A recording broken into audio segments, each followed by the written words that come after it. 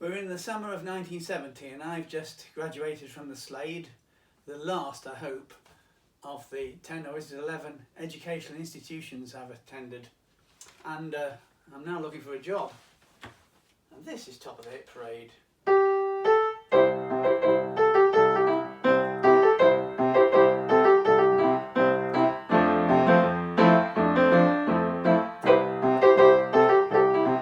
In the summertime when the weather is hot, you can stretch right up and touch the sky. When the weather's fine, you got women on your mind. Have a drink, have a drive, go out and see what you can find. Well, I was going out to see what I could find, and I had to go all the way down to Falmouth because I'd been called for interview at Falmouth School of Art, which is a long way, a very good art school. And here we go then. It is very welcoming to be met at the station after such a journey by Mrs. Withers, who says she's the principal secretary. How did you know it was me? Well, you were the only passenger carrying a portfolio. Oh, is anybody else coming down from London for interview? Gosh, I may be in with a chance here, no competition. No, we have another candidate from London. He's already arrived. He's at the Royal College of Art, by the way. You may know him. You're at the Slade, aren't you? Well, I was, yes, just. Yes, so with him. I have my car outside. We'll go to the Rambler Guest House. We usually use it. I think you'll find it very reasonable. He's also staying there, by the way. Now at the Rambler. I'll have to stay in my room. No rambling. And I just might avoid the other candidate. He is bound to be one of those sculpture students I embarrassingly lectured on my visit to the Royal College 2 months ago. That was on what constituted cutting-edge art, mine, and what didn't, theirs. It's the following morning and I'm starving, and I no longer care. I will not forgo breakfast. Hello, Vaughan. It's Malcolm. Remember me? Here for the same thing? Breakfast? No, the interview, Vaughan. Given any good lectures lately? Mind if I join you? Pass the toast, will you, tar? Oh, just the two of us then, Malcolm. Is that for a 2-day-a-week job? No, Vaughan. There were 2 more candidates. One's Bristol, I think, the other's at Cardiff Art School. That's what they said yesterday when I had a look around. Met people, you know. Oh, you've been around? Yeah, met some staff and students.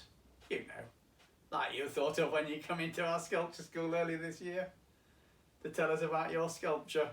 That was a laugh. This is appalling. Malcolm stands quickly. Well, need to get going. We've been picked up in half an hour. Finish your toast, Vaughan. Stay seated, look up, speak slowly. Well, I've been doing some teaching, Malcolm. Also at Maidstone College of Art. Oh yeah? I think that was one I turned down. I've done a bit of visiting lecturing down here, actually. Not that means anything. I may have pissed them off already. See you later, Vaughan. There were 4 of us outside the interview room, all men. Mr. Grills, I'm Robert Jackson, the registrar. Please will you come in? I'm shocked. There must be at least 20 of them sitting around in a semicircle at one end of the interview room. Hello, Mr. Grills. I'm Lady Donaldson, Chair of Governors. I'm afraid the principal cannot be here today, so you'll have to settle for little old me. Thank you so much for coming. Did you have a good journey here? All the way from Paddington? Quite a hike, isn't it? Do take a seat. Oh yes, thank you. Yes, it is. Her ladyship is seated at the centre of this orchestra. Well, we'll all have a chance to. We've all had a chance to take a peek at your portfolio, and here, she waves a piece of paper. Your reference from Sir William Coldstream at the Slade Professor. So, and now we're going to take a peek at you. And you it has. I scanned the sea of faces. 2 students, 3 lecturers, the rest governors probably, 2 women wearing hats, 3 men wearing waistcoats. The one on the end on the right could be Mr. Pickwick. And the way we are going to do this is to take it in turns, Mr. Grills. And when we have asked you our questions, it'll be your turn to ask me questions, if you have any, of course. And I'll do my very best to answer them. What does that sound like? Yes, fine. Good. Now, let us start on my extreme left.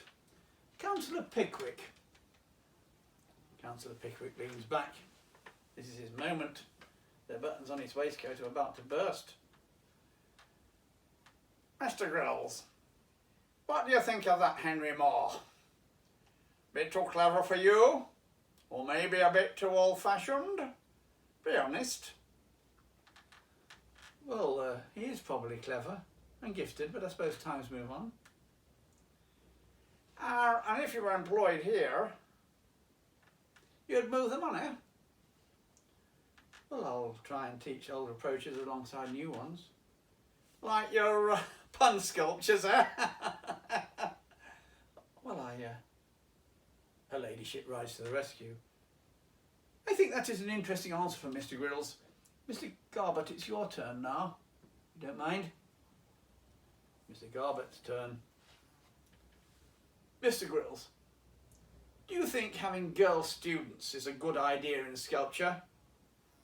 Are they strong enough to study it properly? All those big things now being expected, you know. Well, yes, I do. Barbara Hepworth makes big things down here in Cornwall, actually, as you know, and Elizabeth Frink and... Yes, I do know about Mrs. Hepworth, but she has lots of assistants, doesn't she? Oh, does she? Robert nods. I know she does. Her ladyship again. Well, let's move on to our first student representative, Mr. David Ainsworth. Oh yes, Mr. Ainsworth. Vaughan, would you let students work in painting and sculpture at the same time? You know, we need to break down barriers here. Just one fine art department. No painting, no sculpture. Just get rid of it. 20 pair of eyes scanned me, including presumably those of the head of painting and the head of sculpture. Well, I don't know enough, you know, about her ladyship to the rescue yet again. This post is purely teaching sculpture 2 days a week, Mr. Ainsworth. I think that is a question of policy for the academic board. David Ainsworth glares at her ladyship. Now I can see who the heads of painting and sculpture are, for they are now glaring at him. Do you think pop art is wonderful? And more importantly, Mr. Grills, would you regard yourself as a pop artist? On and on the questions go, all on their own, none related to one another. Well, Mr. Grills, says her ladyship, rounding up, this has been most interesting. We've been delving away, now it's your turn. What would you like to know? Oh, yes. Do you meet travelling expenses for part-time lecturers? A pause. She glances down at my application form. I see you live in London, Mr. Grills. Yes. Mr. Grills, we do pay weekly travelling expenses for this post, but only, I'm afraid, from the Cornish border. I suddenly hear a voice. Oh, Christ! I'm afraid it's my own. And that was that. And guess who got the job?